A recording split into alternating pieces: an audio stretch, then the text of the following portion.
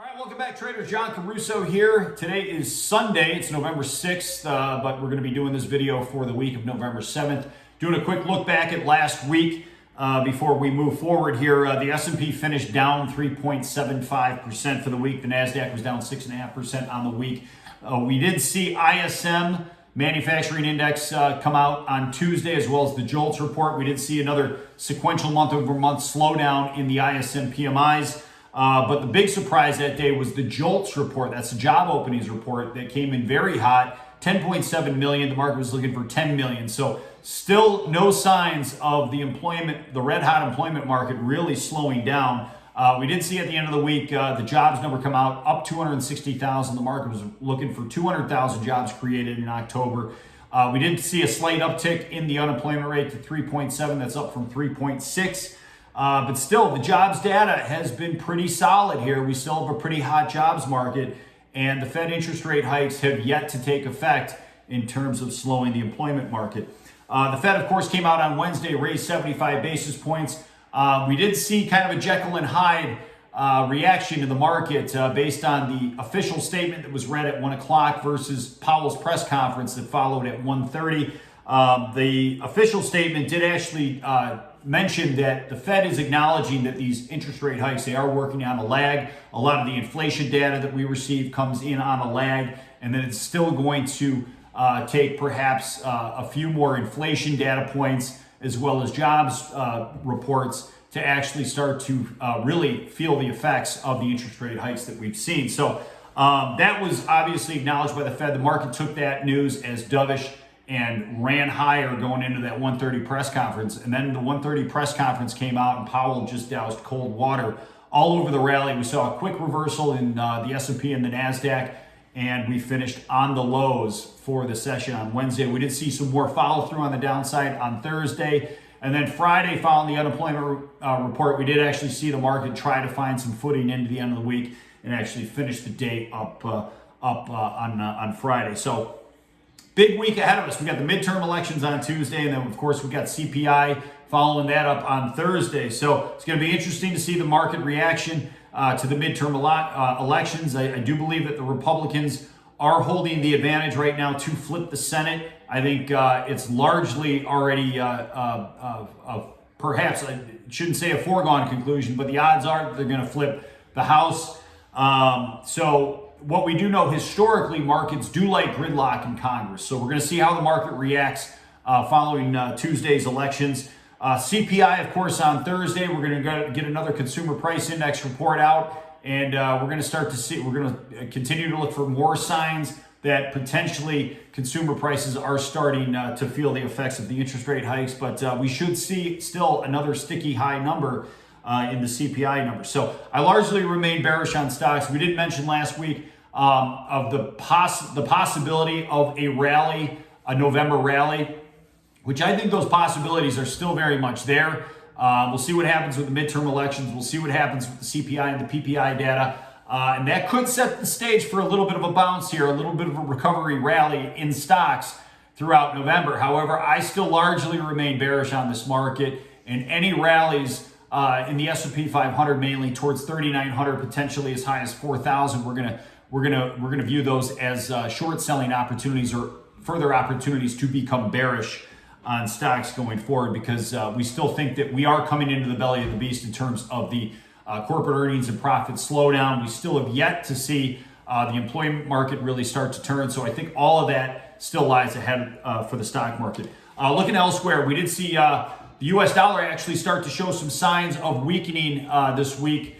We did mention that it was still probably okay to still be buying some breaks. We did see the market, the U.S. dollar actually have a pretty strong start to the week. We did see it fade pretty aggressively on Friday. So are we in the beginning stages of potentially a correction in the U.S. dollar? I think it's possible.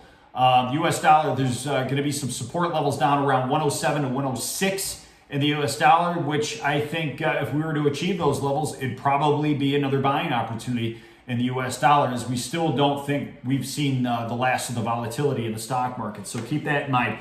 Oil prices had a very strong week. We did see crude up 5.5%. RBOB was up almost 8% on the week. We are seeing crude oil recapture our bullish trend line right now. So 92 to 92.50 is bullish trend. We've mentioned that we are near-term bullish trade in crude oil. We did hold some a bullish bias for clients coming into this week, so that was a pretty good trade.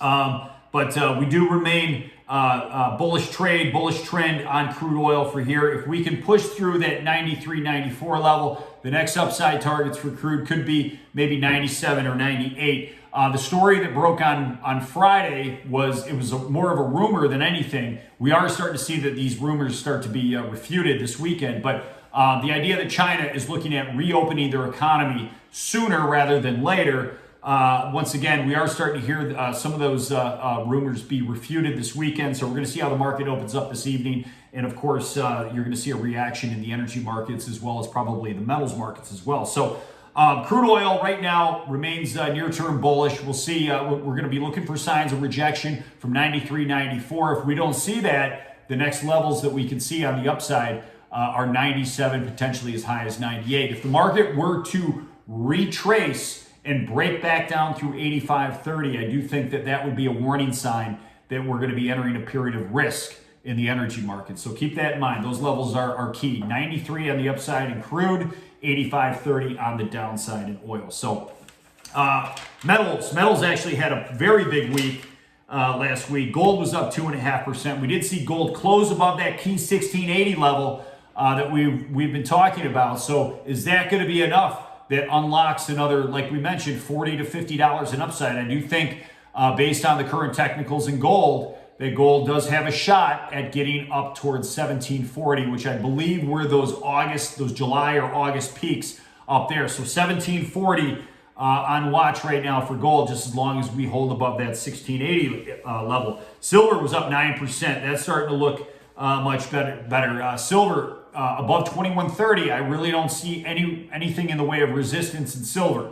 So we're going to be keeping an eye on that 2130 level in silver. If we can test that level and just kind of chop around that level and then burst through it, there could be potentially more upside to come in silver. Keep an eye on 2130 key level.